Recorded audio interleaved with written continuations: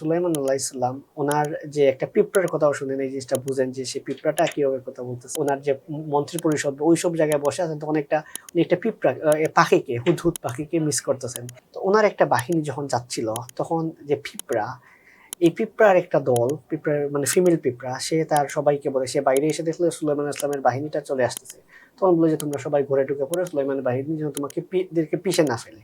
দারোয়ান কিন্তু জানে যে আপনি কখন অফিসে আসেন, কখন বের হন, কাউকে নিয়ে আসেন কিনা, অনেক কিছুই কিন্তু দারোয়ানের কাছে তথ্যগুলো থাকে, এটা অন্য বাইরে অনেকের কাছে থাকে।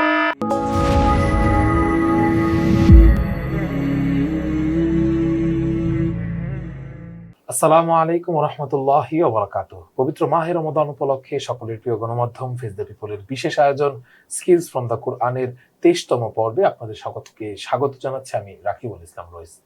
দর্শক, প্রতিদিনের মতো আজকে আমরা পবিত্র কোরআন থেকে একটি স্কিল নিয়ে কথা বলবো।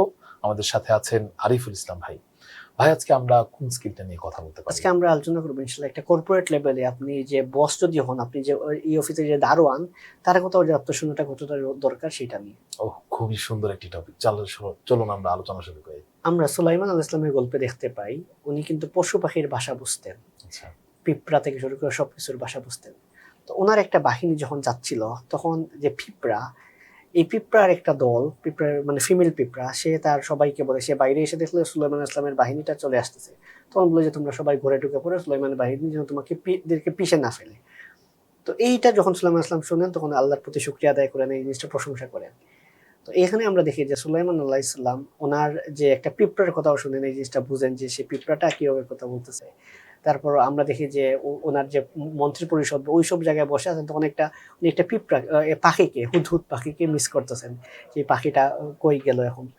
দ্যাট মিনস আপনি আপনার সমাজের, আপনি যদি অফিসের বস হন, তো এইসব ব্যাপারগুলো কিন্তু আপনি খেয়াল রাখবেন।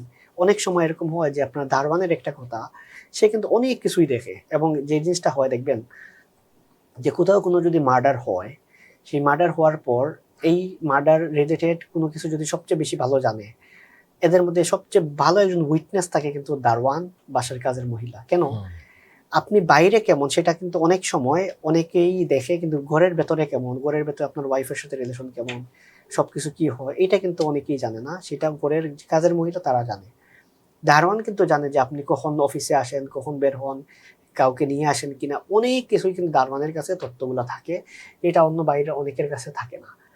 তো সুলাইমান ইসলামের ঘটনা দেখতে পাই যে উনি যে পিঁপড়া, সেই পিঁপড়া তার একদম খুবই ছোট্ট একটা অ্যানিমাল, ছোট্ট একটা প্রাণী। তো এর কথাটাও শুনেন এবং সেই কথাটা উনি প্রশংসা করেন। তার মানে সেই একটা পিঁপড়া কতটা কনসার্ন তার জাতিকে বাঁচানোর জন্য এই এত কিছু নিয়ে। তো এই ঘটনার মধ্যে আমরা দেখতে পাই যে আপনি একদম ক্ষুদ্রাতি ক্ষুদ্র জিনিসগুলো নিয়ে আপনি কনসার্ন থাকবেন, আপনি বুঝবেন জিনিসটা কেমনে কি হয়, এবং তার পরামর্শ এই জিনিসটা নেওয়া। তো অফিসের দারোয়ান যখন আপনি, দারোয়ানের কাছ থেকে যখন আপনি অনেক কিছু জিজ্ঞেস করবেন, যে অনেক কিছুই আপনি পাবেন যে ওই অফিসটাতে আসলে কোনো কিছু তোমার চোখে পড়ে কিনা বা দেখো কিনা, এরকম কিছু সে কিন্তু অনেক কিছুই বলবে, সে অথবা বলার সাহসটা পায় না। যখন আপনি তার সাথে আপনি অ্যাক্সেসটা এভাবে করে ফেলবেন, সে কিন্তু আপনাকে এমন অনেক কিছু বলবে যে এই জিনিসটা কিন্তু আপনার ডিরেক্টলি এই অফিসটাতে আপনি জানেন না। দেখবেন অফিসে যখন আপনি থাকেন না বস হিসাবে, তখন কিন্তু অফিসে এমন অনেক কিছুই হয় যে এই জিনিসটা কিন্তু আপনার জানা নাই, আপনার দারোয়ান অনেক কিছুই জানে, অফিসে কে কখন আসে, কোন টাইমে কি যায়, অনেক কিছু যদিও এখন আমাদের ম্যানুয়ালি ডাটার মাধ্যমে এন্ট্রি করা যায়, বোঝা যায়, তারপর আর অনেক কিছু আছে যে জিনিসটা আসলে এটা অগোছরে থেকে যায়, একটা মানুষ এইসব বুঝতে পারে। তো এটা হলো গিয়ে একটা দিক, যে দিকটা আসলেই যে আমরা এই যে ক্ষুদ্রাতি ক্ষুদ্র জিনিসগুলো থেকে আমরা বুঝতে পারি যে কিভাবে কি হয়। আমরা যে যদি রাসূলুল্লাহ সাল্লাল্লাহু আলাইহি ওয়াসাল্লামের সিরাত থেকেও দেখি যে উনি কিন্তু একদম একদম ক্ষুদ্রাতি ক্ষুদ্র জিনিসগুলো থেকেই মানুষকে জিজ্ঞেস করতেন। ওনার ওয়াইফের যে একটা ইনসিডেন্ট ঘটে, যে ওনার ব্যাপারে অপবাদ দেওয়া হয়, উনি কিন্তু ওনার পরিবারের যে যে ওনার যে দাসী ছিল, যে আমরা যদি আমাদের সময় ইকুইভ্যালেন্ট করি যে কাজের মহিলা, তার কাছে জিজ্ঞেস করেন যে তুমি আয়েশা রাদিয়াল্লাহু আনহা ওনাকে কেউ এরকম কোনো কিছু সাসপিশিয়াস, এরকম কোনো কিছু চোখে পড়ছে কিনা। তো তো তার মানে উনি ওনার কাছ থেকে পরামর্শটা নেন। দ্যাট মিনস এইখান থেকেও আমরা দেখতে পাই যে আপনি আপনার ইনফরমেশনটা, এইসব মানুষ এমন একটা ইনফরমেশন দিতে পারে যে জিনিসটা অন্য কেউ দেওয়ার কথা না। তার মানে আপনি আপনার অফিসার যদি বস হন, এইসব মানুষেরও আপনার নজরদারি করা দরকার, তাদের কাছ থেকেও এমন তথ্য পাইতে পারেন। কারণ সে তো ধরেন আপনি যদি একটা ম্যানেজারকে জিজ্ঞেস করেন, তাদের সাথে সে তার অধীনে যারা তাদের সাথে একটা রিলেশন আছে, সে অনেক কিছু বলবে না। কিন্তু এমন অনেক ইনফরমেশন পাবেন যেটা ওই ধরেন নিচু শ্রেণীর মানুষ যারা, ওই যেরকম লোয়ার গ্রেড চাকরি যারা করে, তারা কিন্তু অনেক কিছু বলতে পারবে, যে জিনিসটা আপনি আপনি যাদের সাথে চলেন তারা বলবে না। তো কোরআন থেকে সুলাইমান আলাইহিস সালাম গল্প থেকে আমরা এই জিনিসটা আমরা শিখতে পারি। তার আমরা শিখতে পারছি যে প্রায় প্রত্যেকটি বিষয় এবং প্রত্যেক ব্যক্তিকে আমরা যেন সমান একটা গুরুত্ব দিই।